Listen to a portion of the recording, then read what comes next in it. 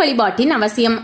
கூழுக்கும் கஞ்சிக்கும் பாடிய ஔவையார் ஒரு நாள் கால்நடையாக நடந்து வந்து களைப்பு தீர இறைவன் நடனமிடும் ஒரு சிவாலயத்திற்குள் வந்தார். வந்தவர் இறைவன் திருவுருவ சிலைக்கு எதிராக தன் இரு கால்களையும் நீட்டி அமர்ந்தார். அங்கிருந்த பக்தர்களுள் ஒருவர் ஔவையாரை பார்த்து, பகவான் இருக்கும் திசையை நோக்கி பாதத்தை நீட்டி அமர்வது பாவம் அல்லவா என்று சற்று பயத்துடன் கேட்டார். காரணம், ஆறுவது சினம், கூறுவது தமிழ், அறியாத சிறுவனா நீ என்று முருகனுக்கே அறிவுரை சொன்ன மூதாட்டி அல்லவா அவர். அதற்கு ஔவையார் முறுவல் பூத்த முகத்தவராக, இறைவன் இல்லாத திசையை காட்டு, கால் நீட்டுகிறேன் என்றார்.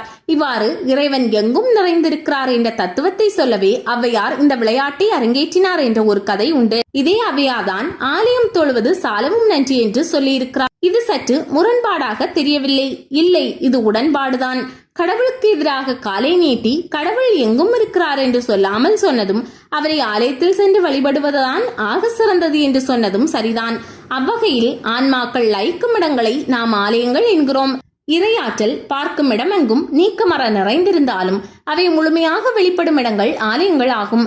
இதை வாரியார் கேட்டாலும் வாரி வாரி வழங்கும் வாரியார் சுவாமிகள், பசுவின் உடல் முழுவதும் பால் நிரம்பி இருந்தாலும் அதை காது வழியாக கறக்க முடியுமா? முடியாது. மடியின் வழியாக தான் கறக்க முடியும். அதுபோல இறையாற்றலானது எங்கும் வியாபித்திருந்தாலும் அதை திருக்கோயிலில் தான் அதிக அளவில் பெற முடியும் என்கிறார்.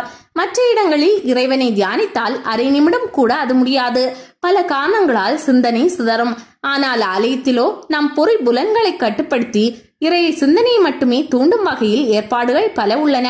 ஆலயம் முழுவதும் ஆண்டவன் மீது அணிவிக்கப்படும் மலமாலைகள், அதிலிருந்து வரும் மனம் நம் மூக்கை வேறு சுவாசத்தை நுகரவிடாமலும், மணியோசை முதலிய மங்கள ஓசைகள், ஓங்காரம் முதலிய ஒலிகளை எழுப்பி காதுகளை வேறு ஓசையை கேட்க விடாமலும் செய்கின்றன. அங்கு வழங்கப்படும் பிரசாதமும் உச்சரிக்க கற்றுக் கொடுக்கப்படும் திருநாமமும் நம் நாக்கை இறை சுவையிலேயே இருக்க செய்கின்றன. அற்புதமாக செய்யப்படும் அலங்காரமும் பேசும் சிற்பங்களும் பேரழகான ஓவியங்களும் நம் கண்களை கடவுள் காட்சியை காண செய்கின்றன.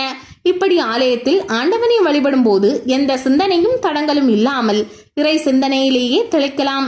அதனால் இறைவன் எங்கும் இருக்கிறார் என்ற தத்துவத்தை ஆயுதமாக எடுத்துக்கொண்டு ஆலயத்திற்கு செல்லாமல் இருக்க காரணம் காட்டுவோம். இனியேனும் இறைவனை ஆலயத்தில் சென்று வழிபட வேண்டும்.